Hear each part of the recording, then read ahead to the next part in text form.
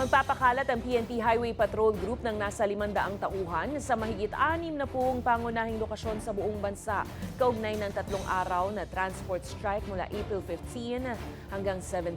Ito ay para tumulong sa pagpapaluwag ng daloy ng trapiko at pagresponde sa mga aberya sa kalsada kasabay ng pagtutok sa kaligtasan at kaginhawaan ng publiko. Pangungunahan ng manibelang protesta na nananawagan sa gobyerno na aksyonan na ang tumataas na presyo ng langis na iniuugnay sa tensyon sa Middle East.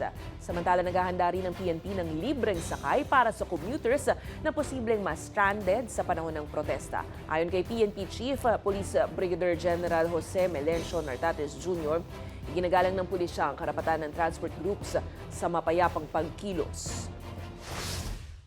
Meron din po tayong kinordinate na 15 na mga towing companies para din po makasama po natin sa pagbabantay po at mapa-implement po natin yung ating pong Republic Act 4136 at muli po makatulong talaga din na mas maibisan yung magiging congestion sa darating po ng mga nasabi po nating date.